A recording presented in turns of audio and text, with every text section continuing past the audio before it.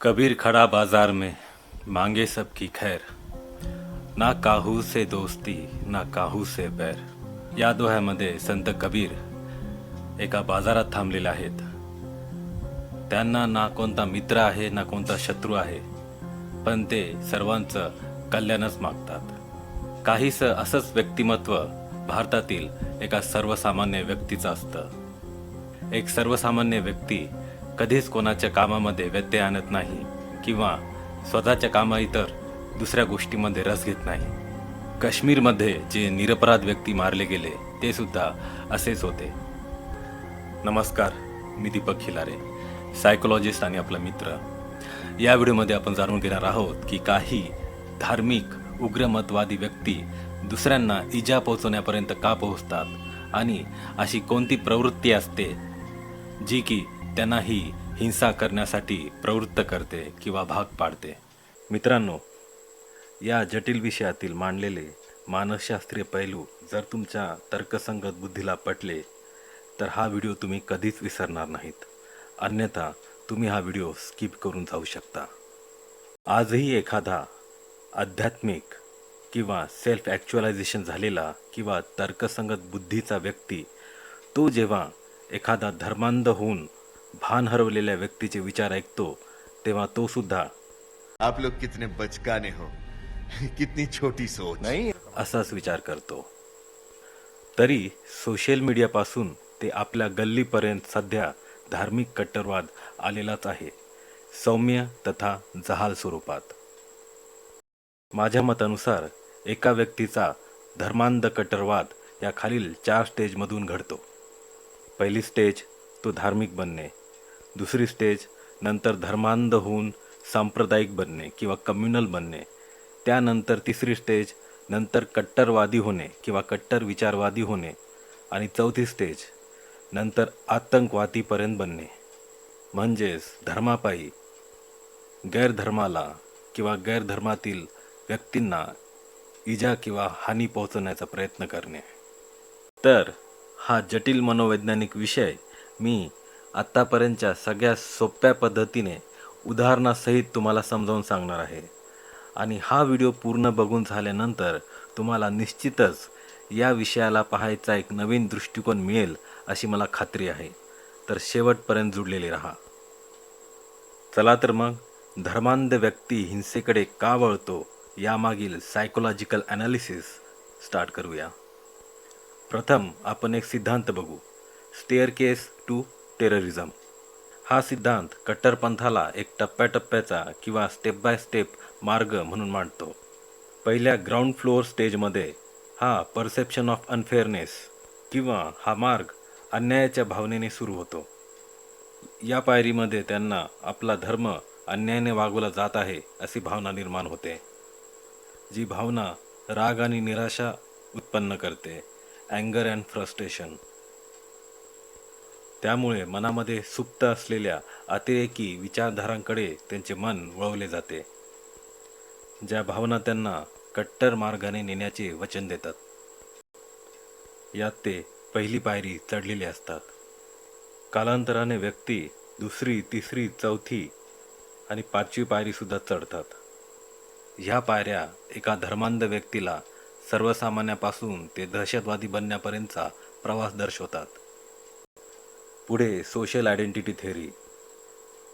Henry ताजफेल यांनी विकसित केलेल्या सिद्धांताद्वारे असे बोलता येईल की असे धर्मांध लोक स्वतःची ओळख ही त्यांच्या धर्मानेच असते असे मानतात.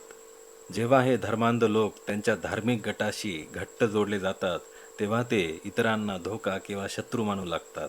त्यामुळे शत्रुत्व वाढते. उदाहरणार्थ, एका तरुणाला वाटते की त्यांचा धार्मिक समुदाय म्हणजे त्यांची रिलिजियस कम्युनिटी संकटात आहे.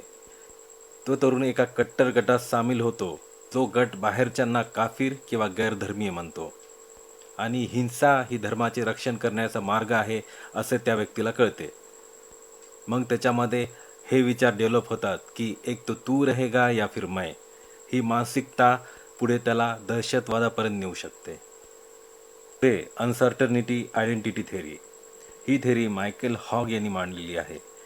या थेअरीचा उपयोग करून आपण असे सुचवू शकतो की जेव्हा लोक हरलेले किंवा त्यांच्या आयुष्यात काहीच उरलेलं नाही असे स्वतःला मानतात त्यावेळेस, किंवा नोकरी गमावणे, सामाजिक अपमानामुळे किंवा कोणत्या वैयक्तिक संकटामुळे, तेव्हा ते स्पष्ट, कठोर आणि जे जन्मापासूनच आपोआप भेटलेला धर्म आहे तो मानणाऱ्या गटांचा शोध घेतात. कारण त्यांना त्यात एक उद्देश आणि जगण्यासाठी अर्थ म्हणजेच पर्पोज किंवा मीनिंग मिळते, रोजगार मिळतो. मनातील धुडगूस बाहेर काढण्यासाठी तो कट्टरवादी धार्मिक गट त्यांना आधार देतो. उदाहरणार्थ, एक बेरोजगार व्यक्ती जी दिशाहीन आहे ते एका कट्टर उपदेशकाच्या प्रवचनाला हजर राहतात, जे अत्यंत भक्तीतून तारण आणि आपलेपणाचे वचन देतात की तुम्ही आमच्याकडे या, आम्ही तुम्हाला तारतो. ही स्पष्टता त्यांना अतिरेकाकडे खेचते. कधीकधी निष्ठा सिद्ध करण्यासाठी सुद्धा ते हिंसक कृत्याकडे वळतात. पुढे rational emotive behaviour theory, REBT म्हणजेच रॅशनल इमोटिव्ह बिहेवियर थेरपीची मदत घेऊन आपण या विषयावर असे बोलू शकतो की धर्मांध व्यक्तीपासून अतिरेकी बनलेले व्यक्ती कठोर, निरपेक्ष विश्वास धरतात, जसे की माझ्या धर्माला पूर्ण न्याय मिळालाच पाहिजे, त्यात काही कमी जास्त खपून घेणार नाहीत आणि आमची श्रद्धा हाच एकमेव खरा मार्ग आहे. या थेरीचा उद्देश असा होता की अवास्तव विश्वासामुळे विनाशकारी भावना आणि कृती कशा घडतात यावर लक्ष केंद्रित करणे. त्यांचे हे विश्वास पूर्ण न झाल्यास ते राग, द्वेष याद्वारे लोकांच्या भीतींना चालना देतात. दहशतवादाला चुकीची दुरुस्ती करण्याचा मार्ग म्हणून समर्थन देतात. उदाहरणार्थ, एका माणसाची कल्पना करा ज्याला वाटते की त्याचा धर्म हा अतिउच्च किंवा सुपरियर आहे आणि इतर धर्म वाईट आहेत. जे गैरधर्मीय लोक आहेत त्यांचा त्यांना संताप वाटतो की हे आमच्या दैवी नियमांचे उल्लंघन करतात. हे बदलण्यासाठी तो दहशतवादी गटाला समर्थन देतो. विश्वास ठेवतो की हिंसा समाजाला शुद्ध करेल आणि हेच मानसशास्त्रीय कारणे एका धार्मिक भक्तीला विनाशात बदलतात. तर मग प्रश्न असा पडतो की एका धर्मांध व्यक्तीला एका दहशतवाद्यात बदलण्यापासून कसे थांबवायचे? याचे उत्तर आहे त्याच्या मानसशास्त्रीय मुळावर. ते मूळ आहेत त्याने बनवलेली त्याची ओळख, त्याच्या आयुष्यामध्ये असलेली अनिश्चितता आणि कॉग्निटिव्ह डिझोनन्स म्हणजे सामंजस्याचा अभाव किंवा वैचारिक विसंगती. या 3 गोष्टीवर जेव्हा काम होईल तेव्हा एखाद्या धर्मांध व्यक्तीला दहशतवादी बनण्यापासून थांबवता येऊ शकते. आणि ते काम कसं करायचं हे मी प्रॅक्टिकल सोल्युशन्सने सांगेन. प्रथम, संवादाला प्रोत्साहन देणे. धार्मिक गटामध्ये मोकळ्या संभाषणांना सोशल आयडेंटिटी थेअरीच्या आधारे बघून एक तो वो रहेगा या फिर हम रहेंगे हा त्यांचा समज मोडणे गरजेचे आहे. मुक्त संवाद हा परस्पर समज वाढवतो व शत्रुत्व कमी करतो आणि विश्वास निर्माण करतो. उदाहरणार्थ देतो, एका गावात मुस्लिम आणि हिंदू नियमितपणे आंतरधर्मीय सभा घेतात, जिथे ते सामायिक मूल्यांवर चर्चा करतात.